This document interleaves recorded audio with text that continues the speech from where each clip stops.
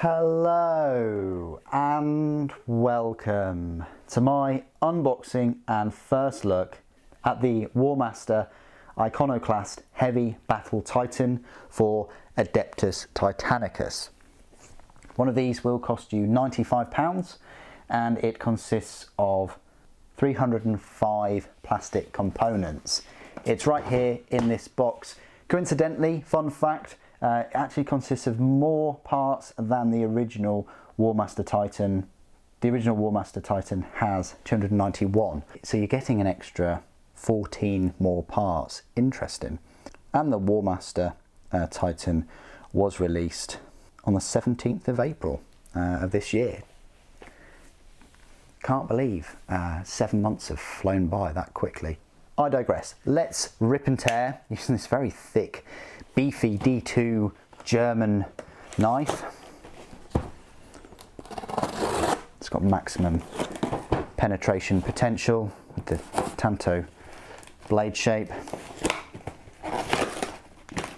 So, we have a couple of other things in here as well. We have the Red Gobbo and Bouncer. The previous Red Gobbo miniature was released on the 9th of November 2019. So now we've got the updated one and it coincides with, I'll say, the release of the plushie. Hopefully I'll get my hands on one of those. And a little Nurgling, still need to get one of them. This is the novella. It is a novella on the Games Workshop store. It looks like a thick book. It's not at all. Yeah, I'm torn with this one. I think it should have been free with this miniature, you know, or given away, or I don't know, something, because it's very small, and on top of that, it's very short, and the paper is, yeah, awful. It's a novella with 100 pages, but yep, they've managed to write 100 pages about him, but there we go. I'll give you like a first look of that book a bit more in detail. And then this is the main reason you clicked on the video. You would like to see the Adeptus Titanicus Warmaster Iconoclast. I do have a growing Adeptus Titanicus force. The majority of it has at least an undercoat and I'm getting through it, and I'll be doing a fair bit during Titan month next month in December. It is a bit awkward that this Titan has been released in November rather than next month. Like, not as awkward as Games Workshop releasing the rest of the Orc releases a week before October, but still, I was thinking about delaying this unboxing and live stream builds and things for next month, but I've decided to bring it forward. So in a way, we're kind of starting Titan month early, but yeah. Let's rip and tear and have a look at this beast. Big fan of the original Warmaster that came out in April. Pleased to see that they've built on the success of that and they've brought out a new one. I think it's the best miniature kit that Games Workshop have released all year. There are some miniatures that have come close, and I don't yet know if we're going to get the Khan Primarch before Christmas, but that would be a very strong contender. Of course, we've had Bellicor, and we've had some lovely Orc models and Sisters of Battle models. We've still got the dragons to come too. So let's get cracking with this Iconoclast. We'll have a look at the rear. It is a proper project, guys. You know, this won't take you 3 or 4 hours. This will take you a good number of hours. Like I say, it's over 300 pieces.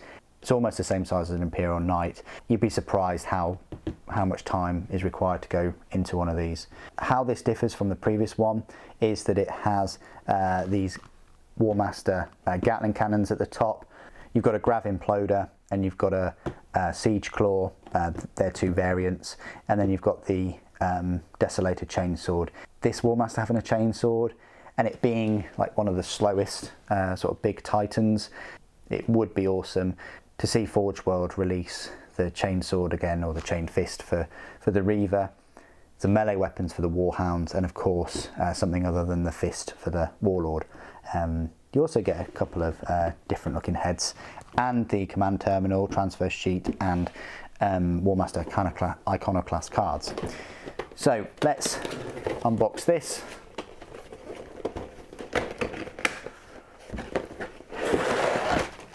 And have a look at, firstly, the instructions, because this will consist of 4 sprues, which isn't too bad for your £100, you know, £25 per sprue, and they are jam-packed and there's lots of detail. You get your standard base for these, which is the same size as a Warlord Titan. I think any bigger than that Titan, so like a Imperator, needs to be put on a Knight base. I think they don't do a base slightly larger than this. I think it just goes straight to the Knight base, but it fits, you know, it just about fits on this base. So you get an actual sort of plastic wrapper container for all of the other gubbins. So these are the instructions. This is what I wanted to get at.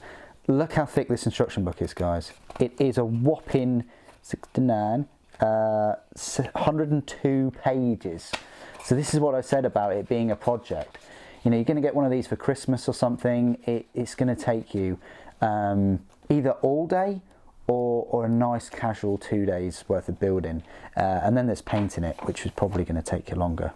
It might not. You might just spray it and call it a day. But yeah, you've got the hip assemblies, you've got the legs and the feet, you've got the armor paneling. Interesting to note, these speaker grill type systems in the knees are actually missile launchers, and you've got twin link las cannons. Yes, you do get 2 twin link las cannons, so you can have las cannons in both knees if you wish. It's completely up to you, which is one of the things I found out in the original one. Moving forward, you've got a load of parts there for the carapace, and then you've got the Gatling cannons, which take the place of the big missile launcher on the original. And then you've got the void shield generators. That's one of the beauties about this Warmaster Titan. It was created during the Horus Heresy towards the end, and it was primarily built to, you know, to walk up to huge walls, being able to soak up an awful lot of damage. 6 void shields each side, 12 void shields in total. It can withstand a huge amount of punishment on top of its reinforced structure. You've got these battle cannons at the top, which take the place of the usual bolt cannons, which can be seen on Warlords. And of course, on its rear, right there, you've got 2 twin link las cannons and a tail mounted bolt cannon. You've got a multitude of what we call in them, like, I want to say shoulder weapons or elbow weapons. I want to call them shoulder weapons. You've got 2 sets of the Inferno cannons. Not sure where you'd have flamers all the way up there, but you've got the turbo lasers, Vulcan megabolters, melter cannons, and plasma blast guns as well. Moving forward, now we go all the way up to here, where you've got the anti-air or the mortars, and look, they even show you can put them in different trajectories. This is where it kicks off. This is where the new goodies are. So on step 71, you've got a build guide for a head there with the different front face plates. You've got the start of building the grav imploder, or the claw, siege claw. And then you've got the desolator chainsword. And there you go. And you can pop them on right at the end. So yeah, thick instruction manual. I was let down by it because it wasn't in colour and it wasn't the same size as a Warlord or even Warmaster instruction guide. That was the biggest downside of this kit, is the instruction manual. Not to the same standard. I really had hoped that they would have updated this and made it larger and in colour, especially for a kit that's, you know, £100. We see way better instruction manuals in colour and larger for kits that are £30 now. So this should have been in the same format as the Warlord Titan. It just would have felt a bit more bespoke. Yes, you probably throw it away at the end, but it makes building one of these, you know, more of a special experience, and it should be for £100. And that's the one criticism I would have. I think this is just particular to the Warmaster. So if they did ever bring out like an Imperator or any of the other larger Titans, then I think they go back to the same format as the Warlord instructions. But that's one of the only downsides of this kit. You've got all of the weapon systems. You've got this chainsword there, look. You've got these kinetic transducers, which means that you can add 1 to the strength of all weapons with the melee trait. You've got void shunts, you've got the siege drill, you've got the cruciator gatling array, that's what it's called, and you've got the Creus grav imploder. So you can have a little look at those. I'm going to pop them out and keep them separate, nice and safe. You've got the command terminal there, so you can have a little look at that with all the void shields, head, body and legs. I'll go through this in more detail in the review. You've got the transfer sheet, which is just the Warmaster one that we had before. You've got the base, and then you've got all of these sprues. So let's just go through these a little bit.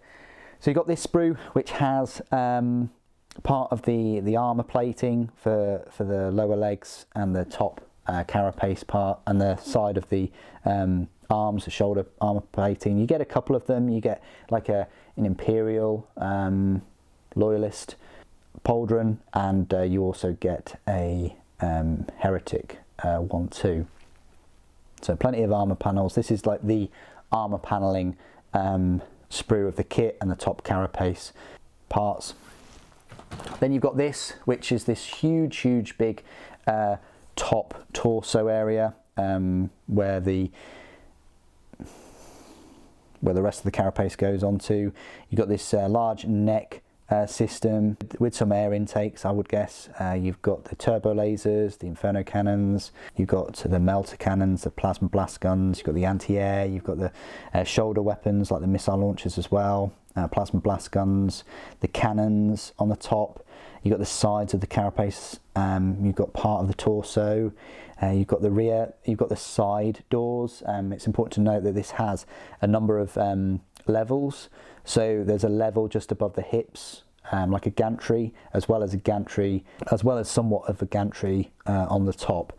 And then you've got all of these anti-air and cannon holsters as well. That can be a bit of a monotonous task, putting together all of those cannons on the top when in game they don't really do anything.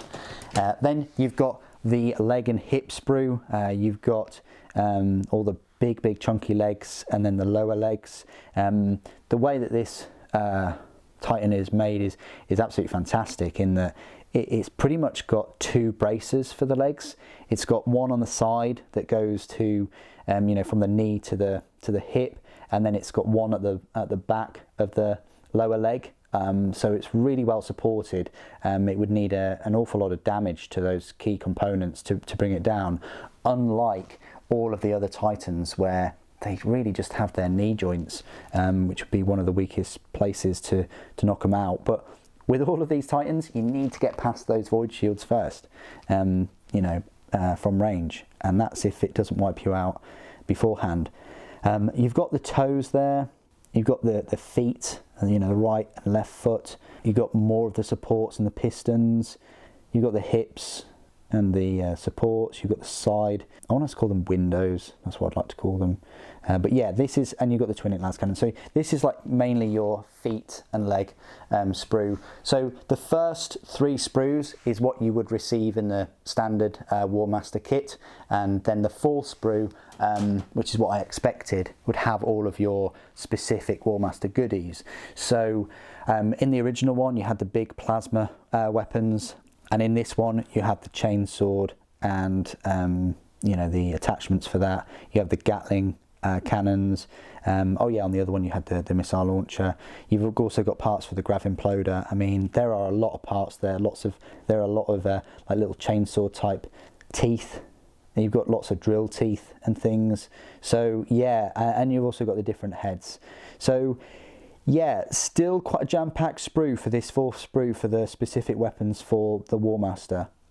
Still going to be a big project, whichever one you choose to get, if you can only pick up one. Just because this is the melee one, it's definitely up to the same scale and impressiveness as the original one. What do you guys think of the Warmaster Iconoclast?